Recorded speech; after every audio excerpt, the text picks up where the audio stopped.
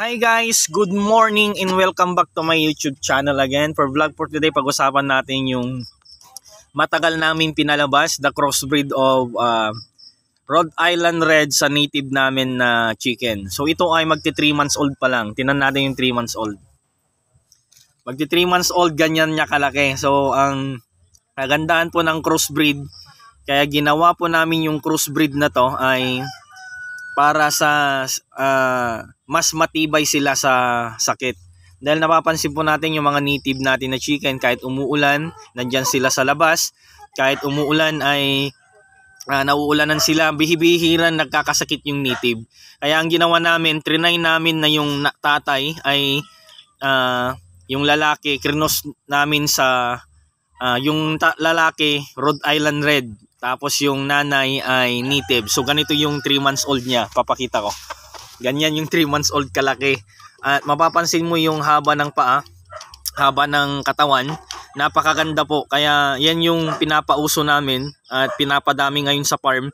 Dahil napansin namin yung mga pure na manok namin, yung mga Rhode Island Red, Decalbs White, ano pa yung BPR. Nagkakasakit sila pag summer na tapos tag-ulan, grabe yung sakit nila.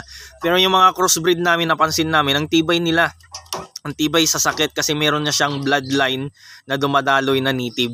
Kaya yan ngayon yung ginagawa namin. Tatay ay Rhode Island Red, ang nanay ay native. So ganyang kalaki po yung 3 months old na crossbreed namin. Sa rabbit kasi nun, napansin namin na pure yung tatay, trinos namin sa mga upgraded lang. Ang ganda ng resulta kasi magmimix yung dugo nila. Ito yung resulta naman ng eksperimento namin that from pure na Rhode Island Red, trinos namin sa native. 3 months old pa lang po to. At according kay Mami, dahil siya yung nagmonitor dito sa farm, 3 months pa lang, nag-2 kilos na sila. Kaya yun ang kagandahan, 3 months, before 3 months, nagkakatay na kami ng aming mga manok. So mabilis sa amin yung crossbreed, mabili din sa amin yung native. Kaya krinos namin para mas mabilis po yung harvest. Kasi pure native kasi nasa 4 months to 5 months bago ka magkata. Ito, bago mag 3 months pwede mo nang katayin. At ito yung kagandahan po ng aming pinapadami po na manok ngayon, na matibay na sakit, matibay na sila sa sakit at mas mabilis pa silang lumaki. So ito ay 3 months old na, magti 3 months old na chicken namin. So ang kagandaan nun, ang bilis nila lumaki. So 3 months old na siya. Sa December, magpo 4 months na. Ito yung gagamitin namin na pang palahi ulit.